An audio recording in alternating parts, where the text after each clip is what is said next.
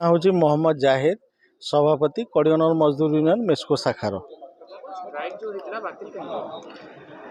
Strike पूर्वर आम माननीय मुख्यमंत्री को एक पदयात्रा मध्यम एडीएम जरिया एक दाबीपत्र देइथिलु। माननीय मुख्यमंत्री को 10 दिन भितर किसी समाधान करने आम आशा रखीलु, किंतु 10 दिन भितर किसी आशा आमर सफल है ना। आम बाध्य डिसेम्बर 23 तारीख दिन एक रास्ता रोको आंदोलन करने माननीय मुख्यमंत्री को पत्र लिखिलु। तापर जिला प्रशासन प्रेसर रे आम विधायक प्रेसर रे मैनेजमेंट बाध्य होगी गोटे डिस्कसन करी आमर जो मुख्य दाबी थिला ता उपरे से माने शर्त उपरे से माने राजी होती। प्रथम दाबी रे से माने 8,000 टଙ୍କା करी समस्त कर्मचारी को प्रति मास देबे बोली लिखित प्रतिश्रुति देइछंती।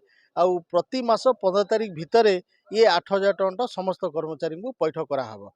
द्वितीय कथा है आमर पीएफ 2019 रु बाकी अच्छी एम्प्लॉयर साइटा माने डिपोजिट करना से दिन फाइनाल होती जे 3टा किस्ती जनवरी फेब्रुआरी मार्च भितर ये 3टा जाक किस्ती समस्त पीएफ पैसा माने डिपोजिट करेंगे।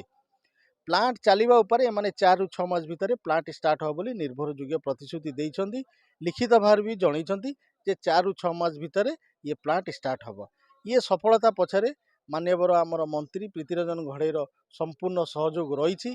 आम समस्त कर्मचारी पूर्ण मात्रा सहयोग रही। जिला प्रशासन आम दुख को बुझी।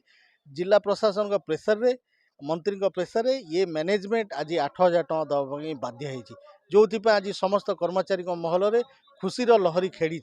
आज से ये साधारण बैठक में समस्त कर्मचारी 200 पाखापाखि ऊर्ध्व आज एकाठी होती। से खुशी रे आज गोटे ये भोजी भातर भी आयोजन होती। समस्त को मु धन्यवाद दूची। कड़ियनर मजदूर यूनियन तरफ आमर माननीय मंत्री को अशेष अशेष धन्यवाद दूची। जिला प्रशासन को धन्यवाद दूची। ये मैनेजमेंट भी आम दुख बुझी आम दुख को दूर कर भी धन्यवाद दूची।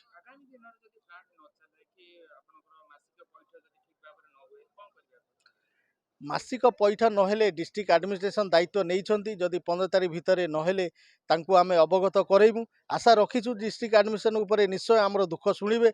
आउ जदि ये माने प्लांट 4 ରୁ 6 मास भितर न चलई पारिले बाध्य ही आमे साधारण बैठक जहाँ निष्पत्ति नबु आगामी दिन में जनइबु आपण मानकु।